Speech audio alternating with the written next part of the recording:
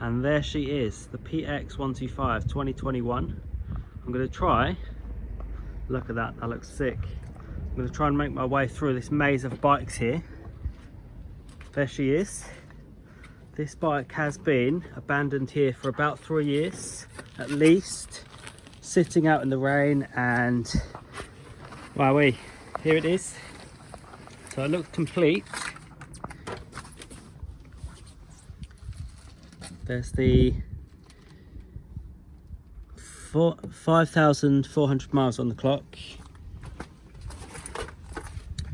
and this looks great. It's got a chopped up front end a bit. The front mudguard's had some modification, let's say, done to the front mudguard. Side panels are there, a bit dented, and there's some filler under there. But this is a complete PX 125.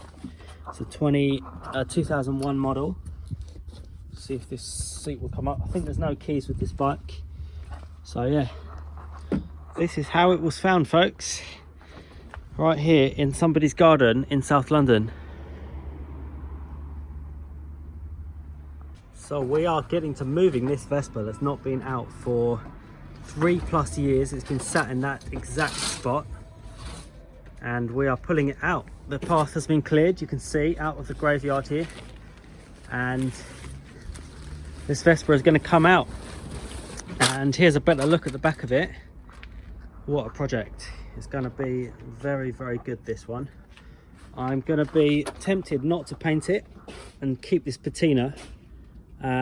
Let's see when we get it out.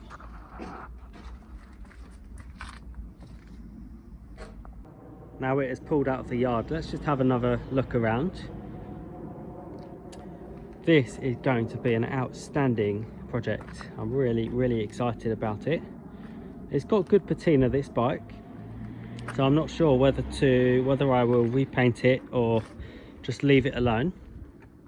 But probably I'll do a full restoration on it. So it is a 2001 PX 125, and it's all there. I mean, it's a great find. Very, very difficult to find in this day and age. A complete restoration project Vespa, metal frame with everything there. You can see it's had some sort of fire damage, I guess, here. I don't know what, but the seat has clearly been burnt, and there is the damage all down there, and then under that obviously it will just be a rusty kind of restoration project. But the engine is there. Let's actually see if it turns over. Yeah, it does. Wow, this bike is going to start. I cannot wait to get home and put some petrol in this. Oh mate, wow, look at that.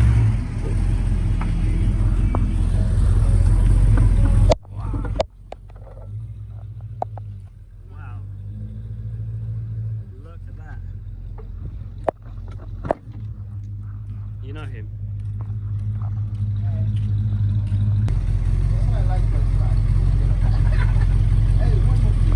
Well, the PX is in the van, which is good, and as I was loading it, I noticed I still had quite a big scooter shaped space in the van. So I thought, hey, that won't work. So I said to the guy, you know, what else can we do a deal on? And he said, la, la, la, la.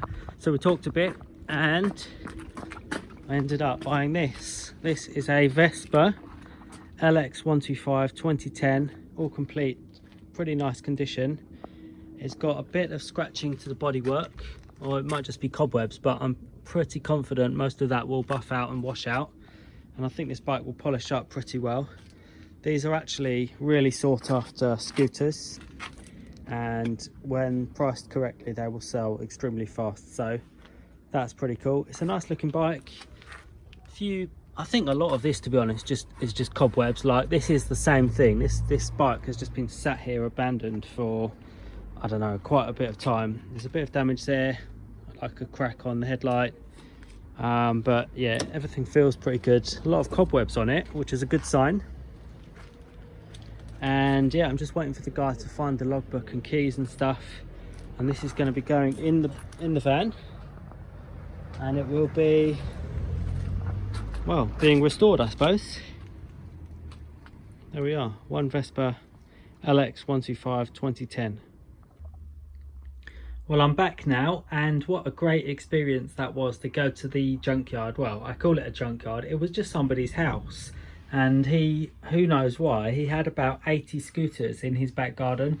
I bought 2, and who knows, maybe I'll go back and buy a few more. But I was really pleased to buy this. It's actually in pretty good condition for one of these. This whole scooter is made of metal, so normally they rust out. You can see this is in really excellent condition. Not much rust. There is some rust under here, so I'll show you that. You know, it is rusty, but it's not that bad. I've seen some of these before that are like so rusted out. Even underneath, I'll just show you under there.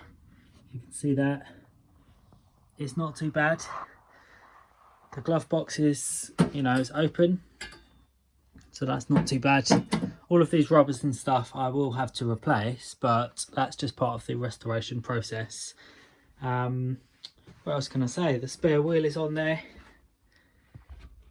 Let's have a look under this footboard as well. So same thing there. Quite rusty, but not that bad. It's certainly not rusted through. The petrol tank is completely bone dry. There you go. No petrol at all in there. But yeah, I did get this scooter started, so that will be in another video coming up very soon, and probably a few days time I'll put that one up on YouTube. If you want to see that one and just to follow along with this project, please do subscribe, and I'd love to have as many comments as possible to get your views as to how to do things properly, because I'm not a Vespa guy, so I really could do with some input. Thanks for hanging out, and here's a short bonus video for you.